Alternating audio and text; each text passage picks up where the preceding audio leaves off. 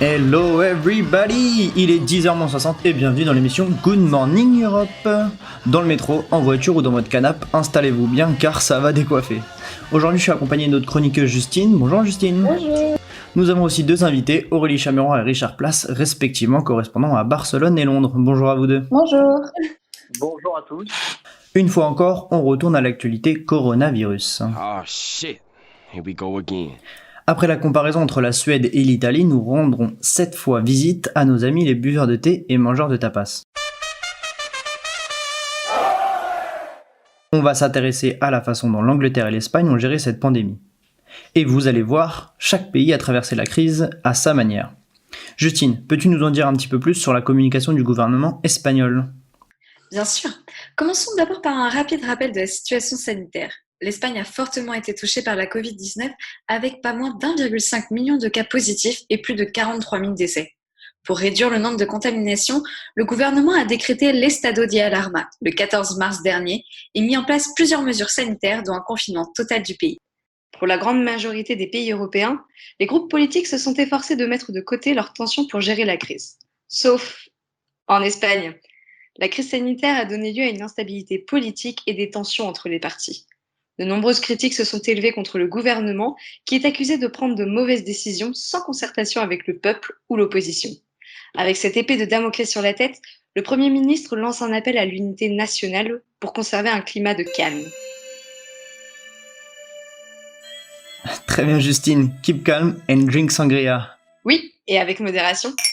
La Covid a donc mis un sacré bazar en Espagne. Aurélie Chameroy, en tant que journaliste sur place, comment avez-vous perçu la gestion de la crise par le gouvernement espagnol ?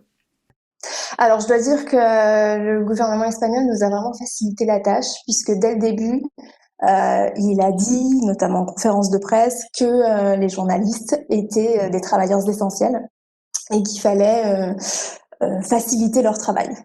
Donc, concrètement, nous, à Equinox, depuis les émeutes de Barcelone, on est équipés avec les gilets orange de presse, les brassards de presse, ce qui nous a servi pendant le confinement, puisqu'on pouvait sortir avec les gilets sans avoir aucun problème avec la police, ni même avec les citoyens qui pourraient se demander ce qu'on fait là dans la rue. Donc voilà, donc ça déjà, d'une part, ça a été très facile par rapport aux autorités de travailler, on n'a eu aucun problème. Merci beaucoup pour ces retours Aurélie. Est-ce que vous pouvez nous en dire un petit peu plus sur la gestion des chiffres en Espagne ? La question des chiffres, elle est très très compliquée en Espagne. Très très compliquée. Parce que c'est les communautés autonomes qui remontent, mais il se trouve, particulièrement dans le cas de la Catalogne, que les chiffres catalans ne correspondent jamais aux chiffres donnés par le ministère de la Santé espagnol. Et alors ça, par exemple, c'est impossible pour nous de le vérifier parce qu'on peut pas compter. Enfin, franchement la question des chiffres. Je sais pas quelle est la situation en France, mais ici c'est un vrai problème. Et c'est quelque chose qu'on n'a pas du tout les moyens de vérifier. Donc ça, oui, ça c'est très compliqué au niveau de la transparence parce que c'est quand même une donnée importante, quoi. Welcome to our world.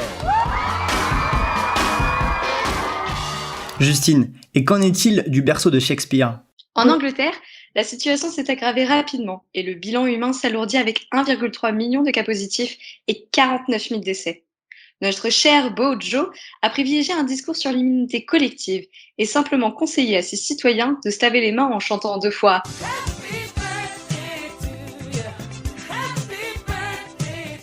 Ça donne envie, non ? Richard, quel est votre regard sur la gestion de la crise par le gouvernement ? C'est que le gouvernement communique beaucoup sur le sujet, que d'un point de vue politique, tout a changé quand Boris Johnson a lui-même attrapé le Covid, parce que jusque-là, il avait tendance à traiter le sujet un peu par-dessus la jambe et à prendre ça, si ce n'est à la rigolade, en tout cas, à pas montrer le bon exemple en serrant la main des gens, en mettant pas du tout de distance de sécurité, pas de masque, rien de tout ça. Et puis du jour au lendemain, il a chopé le Covid, il s'est retrouvé en soins intensifs.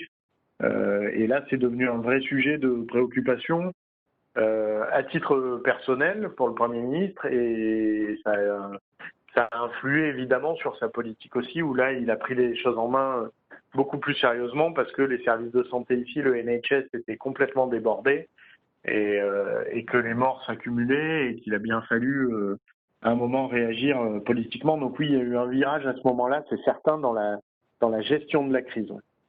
Et oui, virage à 360 et changement de stratégie. Les ministres défilaient comme à la Fashion Week avec un message: Stay home, protect the NHS, save lives. Stay home, protect the NHS, save lives. Avec un ton franc et direct, beaucoup de familles vont perdre des êtres prématurément, a annoncé M. Johnson. Des paroles vraiment rassurantes.